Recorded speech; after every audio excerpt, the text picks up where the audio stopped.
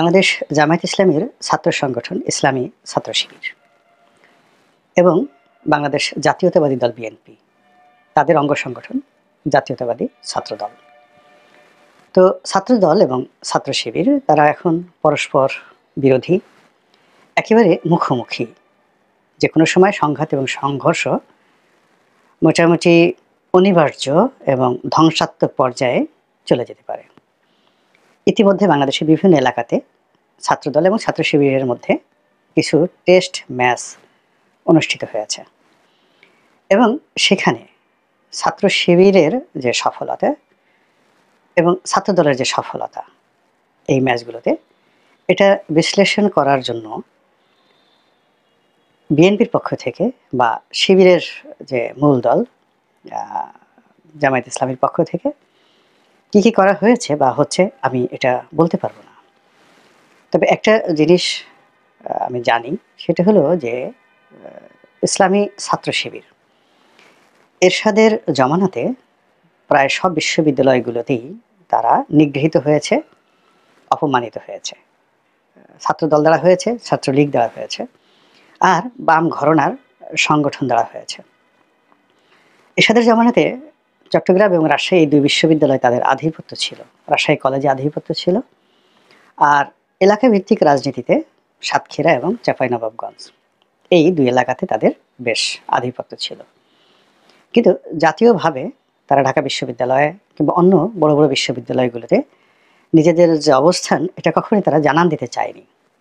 তারা দাওয়াতি কাজ করার চেষ্টা করেছে, কোরআন শরীফ পড়েছে, তালিম দিয়েছে, কিংবা ছাত্র শিবির করলে অনেক ভালো কিছু করা যায় এই মতাদর্শ প্রকাশের বাইরে ঠিক রাজশাহী ইউনিভার্সিটি এবং চট্টগ্রাম বিশ্ববিদ্যালয় এই দুটো বিশ্ববিদ্যালয়ের বাইরে তাদের তেমন কোনো তৎপরতা ছিল না। কিন্তু তা সত্ত্বেও শিবির বিরোধিতা করার জন্য সকল ছাত্র সংগঠনগুলো ঐক্যবদ্ধ ছিল। ছাত্রদল এবং ছাত্রলীগ মারামারি করেছে, কিন্তু শিবিরের প্রশ্নে তারা একত্র হয়ে গেছে। কিংবা জাসদ ছাত্রলীগ, মুজিববাদী ছাত্রলীগ, তাদের মধ্যে দ্বন্দ্ব বিরোধ ছিল, কিন্তু শিবিরের ব্যাপারে তারা ঐক্যবদ্ধ ছিল। এবং এই কর্মকাণ্ড সেই এরশাদের জমানা থেকে শুরু করে একেবারে বলতে গেলে এই আগস্ট মাসের 5 তারিখ পর্যন্ত ছিল। এবং সেই 80-র দশক, 90-এর দশক, কত সব মিলিয়ে বিশাল। আমি এখানে শিরোনামে 25 বছর বলেছি, কিন্তু এটি আসলে 25 বছর নয়, আরও বেশি, 30-35 বছর ধরে তারা ক্রমাগতভাবে নির্যাতিত হয়েছে, নিপীড়িত হয়েছে এবং হতোদ্যম না হয়ে শক্তি সঞ্চয় করেছে, প্রস্তুতি নিয়েছে শারীরিক, মানসিক, অর্থনৈতিক, কূটনৈতিক এবং একই সঙ্গে আরও অনেক কিছু। এবং তাদের এই সম্মিলিত শক্তি 2024 সনের আগস্ট মাসের 5 তারিখের পর রাজপথে একেবারে হিমালয় আকারে বিস্ফোরিত হয়েছে, ভীষুভিয়াসের মতো বিস্ফোরিত হয়েছে। এখন এই গত 30 বছরে বা 25 বছরে শিবিরের যারা সভাপতি হয়েছেন কিংবা যারা সেক্রেটারি হয়েছেন, কতজন লোক, এদের মধ্যে এবি পার্টির মঞ্জু সাহেব উনি বের হয়ে গেছেন, আর সবাই জামায়াত ইসলামের সঙ্গে জড়িত আছেন। এবং সবাই এক একটা যাকে বলা হয় সিপাহ সালার, সেনাপতি, মেজর জেনারেল, ব্রিগেডিয়ার জেনারেল, কিংবা ধরুন একজন লেফটেন্যান্ট জেনারেল সেনাবাহিনীর, অর্থাৎ সেনাপ্রধানের আগের পদগুলো লেফটেন্যান্ট জেনারেলই বলি।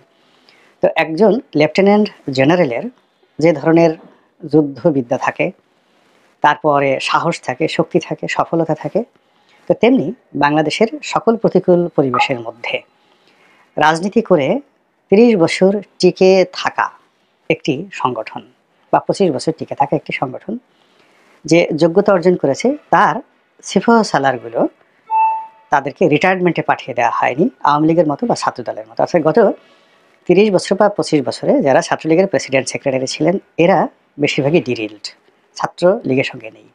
ছাত্রদলের যারা গত 25-30 বছরের সভাপতি সেক্রেটারি ছিলেন, তারাও 2-1 আছে, কিন্তু ওরকম অ্যাক্টিভ শহীদুদ্দিন চৌধুরী, অ্যানি সাহেবের মতো অ্যাক্টিভ আছেন। অন্য অনেকে আছেন, কিন্তু জনাব যাকে বলা হয় এই বিএনপির হাইকমান্ডের সাথে ওইরকম দহরম মহরম সম্পর্ক, বিশ্বস্ততার সম্পর্ক, যাকে বলা হয় লেফটেন্যান্ট জেনারেল পর্যায়ের কমান্ড দেওয়ার ক্ষমতা একমাত্র শহীদুদ্দিন চৌধুরী অ্যানির আছে। আর বাকি অন্যান্য যারা আছেন তারা ছাত্রলীগ, ছাত্রদল করেছেন, বড় বড় পদে আছেন, কিন্তু পার্টির যে চেইন অফ কমান্ড বা লাইন অফ কমান্ড, সেই কমান্ডে তাদের গ্রুপ, উপগ্রুপ এবং তাদের ফ্রাস্ট্রেশন সব মিলিয়ে তারা শিবিরের যারা প্রেসিডেন্ট সেক্রেটারি তাদের মতো স্থির নন, অস্থির। আর ছাত্রলীগের কথা তো বাদই দিলাম। তো সেই দিক থেকে সেই অনেকগুলো লেফটেন্যান্ট জেনারেল নিয়ে সেই ইসলামী ছাত্র শিবির এবং জামায়াত ইসলামী বাংলাদেশ তারা আজকের এই অবস্থানে আছে। এটা হলো বাস্তব।